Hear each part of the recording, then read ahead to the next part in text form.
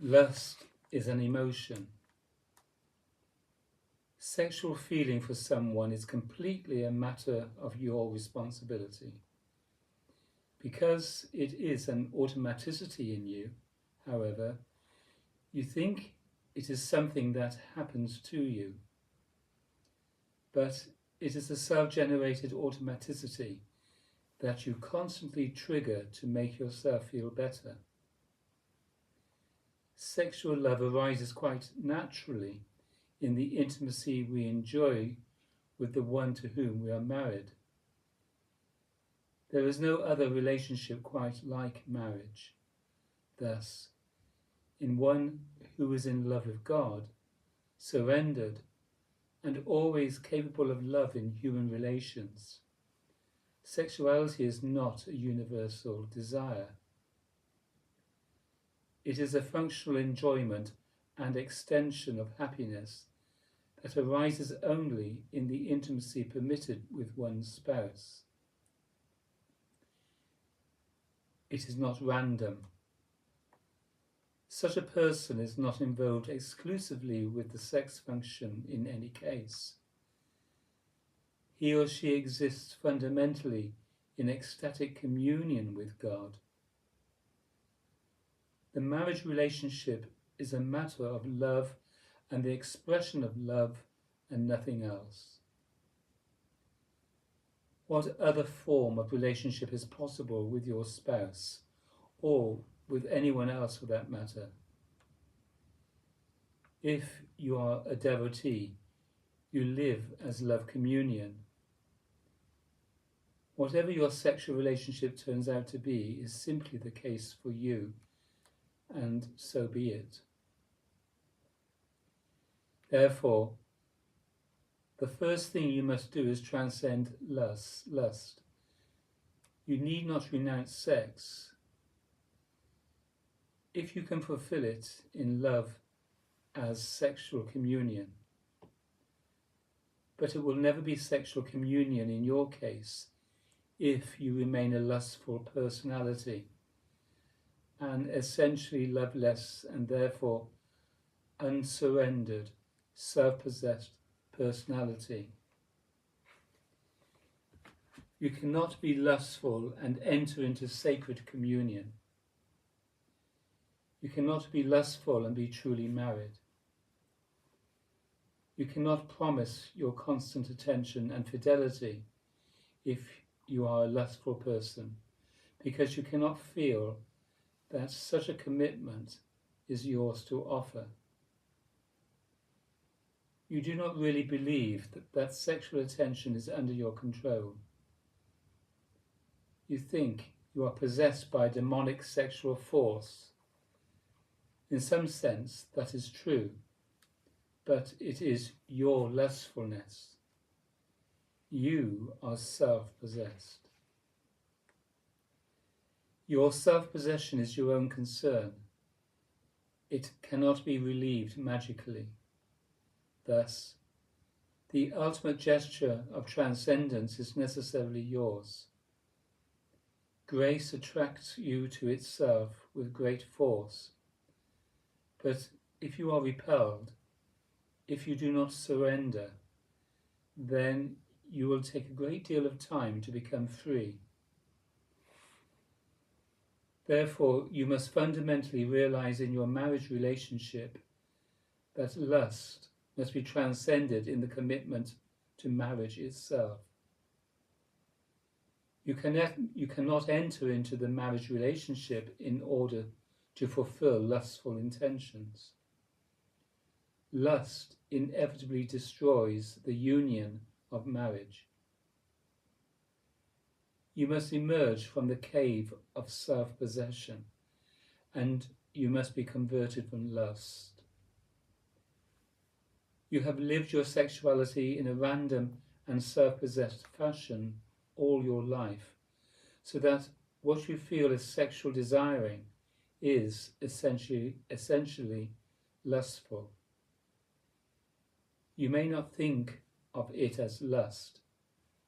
You may think of it as normal desire, but you lust for its satisfaction. You are constantly desiring, considering sexual fulfillment, and presenting yourself as a lustful personality, at least psychologically, inwardly, subjectively, and in some outwardly sexual way as well. You are driven by sexual lust, possessed and disturbed by it. Eventually, if this sexual craving is not sufficiently satisfied, you become extremely unstable emotionally. You will notice that when you are lustful, you are disturbed emotionally. If you exploit yourself sexually beyond your usual intention to fulfill desire, you become obsessed by the fulfillment itself. You become hyped by it, exaggerated, even more lustful. If you become sensitive to it, you will also observe that lustfulness hurts. It is desperate.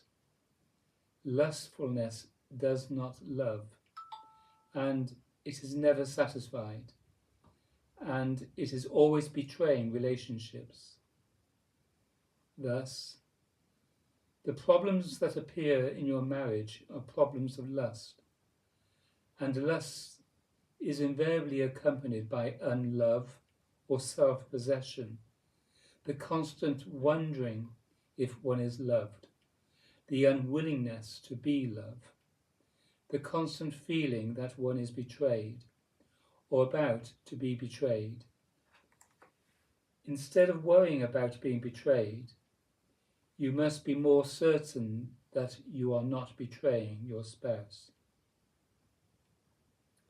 If you are lustful, you have thousands of lovers, inevitably, all the ones in your mind, your memory, and your daily association.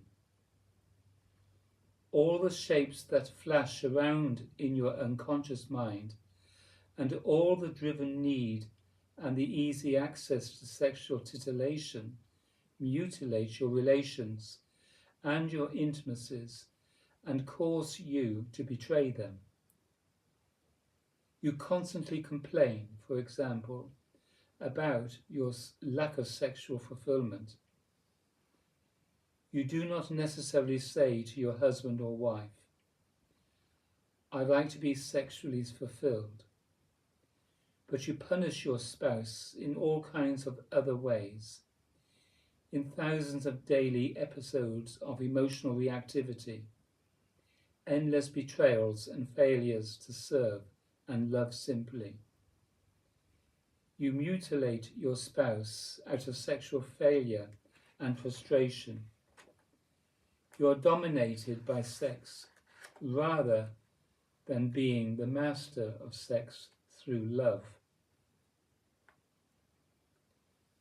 Your marriage relationship must be characterized by love and freedom from obsession and lust, but willful celibacy is neither appropriate nor sufficient for people like you.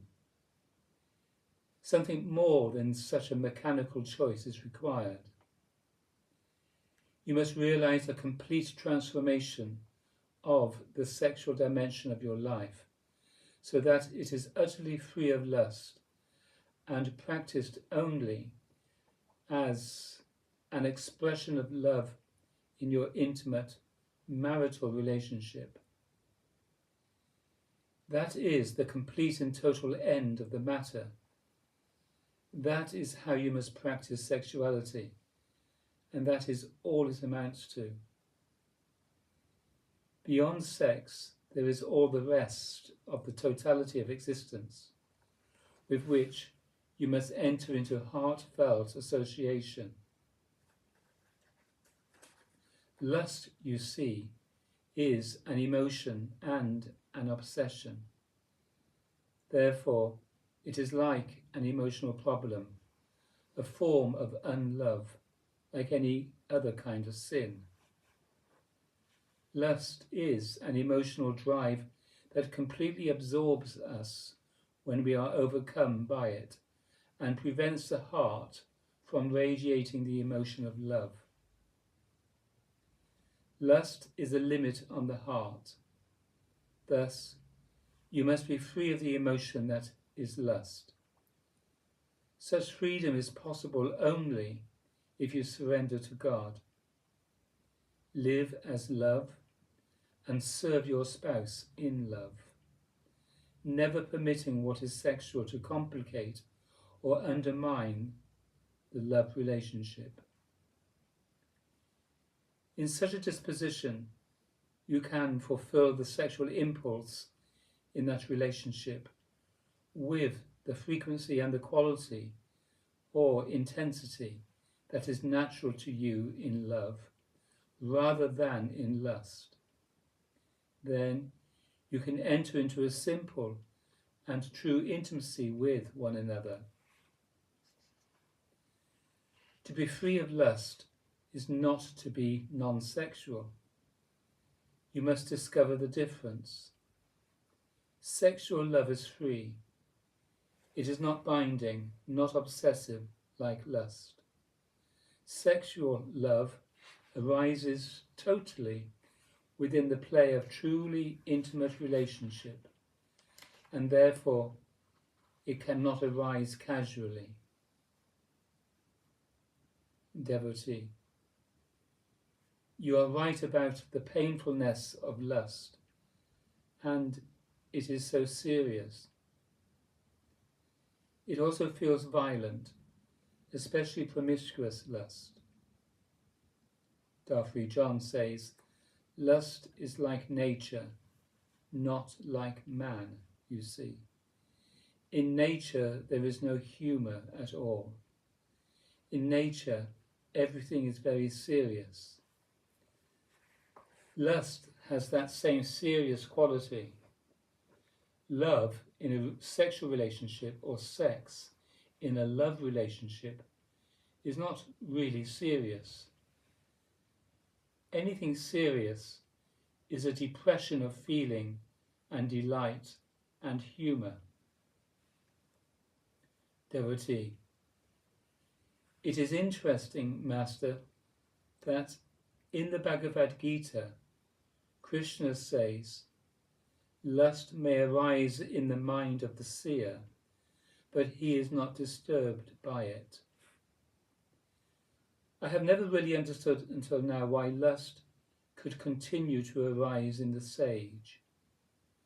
Lust is present in him as nature, but he does not presume it as a limit. Darfri John, lust has no power to transform him in any fundamental way because, acknowledging his own weakness, he practices only one thing, continuous love of God, and therefore the confession of the practice of love in all his relations. Love is the one thing to practice, and you must do it with profound intensity. You must simply come to terms with this consideration. You must become saints, you see. Stop deluding yourself and everybody else about how ordinary and out of control you are. Become saints, because you must in every moment simply love and surrender to God. How can you propose anything else to me?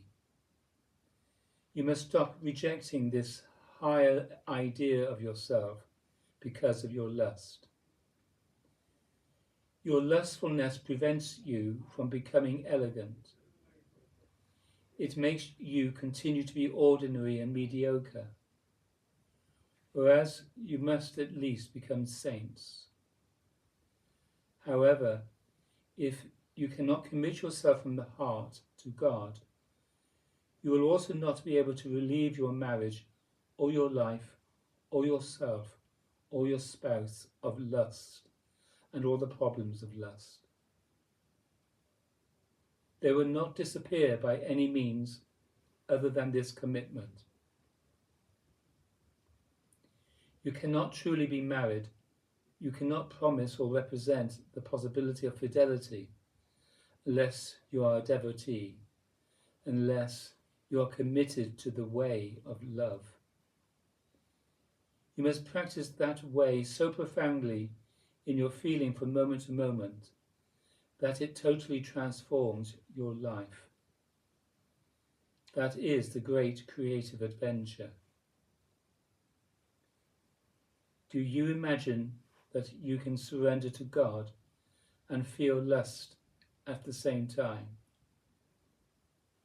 If you do, it is because you do not recognize lust as a form of contracted feeling, as a limit on the heart. When you are being lustful, you can imagine, perhaps, that you are also somehow loving. But you are not. You cannot love because lust is a self-possessed negative emotion.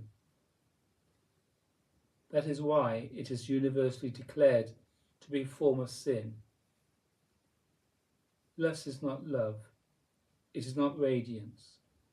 It is not surrender to infinity, to the living God. Lust cannot be coincident with God communion. You must understand that and be transformed in your sexuality by persisting in love of God and surrendering to God. There is no fixed rule such as, now you should be celibate. No. Enter into your sexual intimacy in love, free of lust entirely. Surrender to God all the while, and see what sexual intimacy becomes then. Stop threatening one another with your lustfulness and acting as if you are an irresponsible person. You cannot promise to love and to maintain sexual fidelity with your spouse. You can certainly be a true husband or wife if you will simply love your spouse. If you are practiced as a lover of God in every moment, in love with God and in love with your spouse. Surrender, sacrifice yourself, serve in those relations, and forget about being troubled by your sin. Your lustfulness has no force if you will simply remember to love, wholeheartedly, in the moment that lust arises. You will see that lust is transformed, its energy is converted and distributed to the whole body, and it becomes fullness.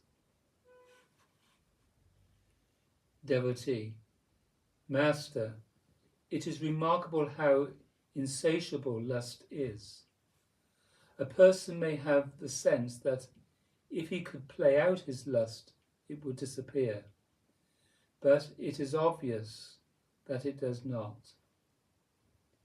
Darthree John. That is the way we talk when we are obsessed. We are frantic for an almost mystical fulfillment through sex, you see. We actually give up our lives to it because we refuse to be ecstatic simply and directly. We are refusing to make the essential response of our being in every moment, which is to be surrender and love rather than contraction and fear. We have the choice, so why be the reaction to life? Be what is already the case. Become philosophical on that basis, rather than on the basis of this doubting, contracted, self-possessed personality. See what becomes obvious and true when you depend on grace. Give yourself to God. Receive the living and transforming power. Never forget to do it. Stop troubling your spouse with all this lustfulness. Let your whole body be converted by loving and be liberated from all of its sinfulness. This is the greatest yoga, the foundation yoga of divine communion.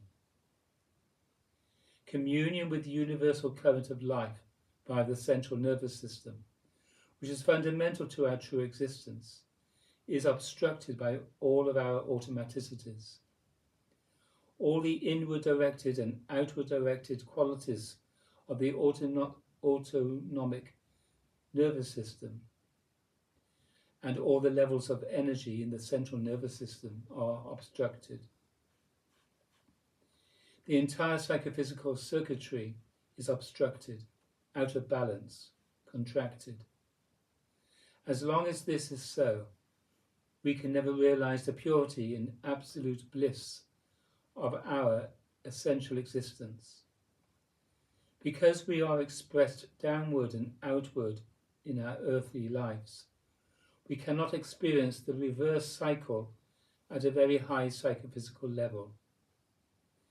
As soon as a little life energy begins to rise in us, we think we are already God realized, and we throw off that energy in the next sexual encounter. Presently, you wonder if God exists, or you are terrified that you are going to die. You are full of complaints. You are not in love with God at all. You are upset. You are a sinner, you see, literally. You are literally a sinner, turned away from God, missing the mark, emotionally upset in the face of the infinite. Are you not?